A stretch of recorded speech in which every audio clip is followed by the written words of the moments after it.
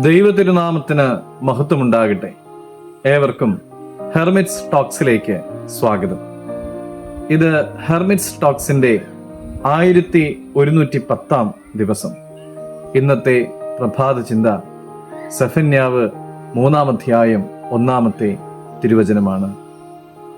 മത്സരവും മലിനതയും ഉള്ളതും പീഡിപ്പിക്കുന്നതുമായ നഗരത്തിന് അയ്യോ കഷ്ടം.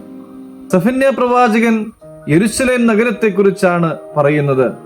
പുറമെ മതപരമായിരുന്നു എങ്കിലും അകത്ത് അനുസരണക്കേടും അകൃത്യവും നിറഞ്ഞ അവസ്ഥ.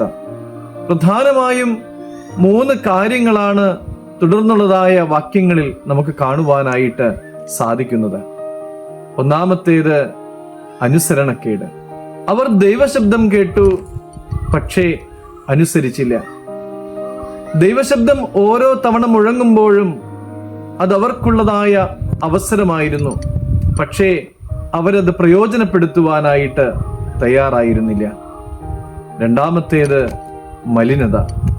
അവരുടെ ഇടയിൽ ആരാധനയുണ്ടായിരുന്നു, പക്ഷേ അവരുടെ ജീവിതത്തിന് മാറ്റമൊന്നും ഉണ്ടായില്ല.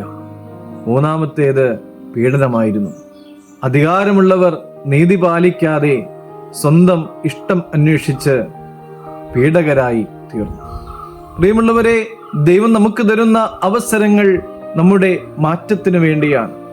വചനം കേൾക്കുന്നവരാകുക എന്നുള്ളതിനേക്കാൾ വചനം അനുസരിക്കുന്നവരായി മാറുവാനായിട്ട് നമുക്ക് സാധിക്കണം.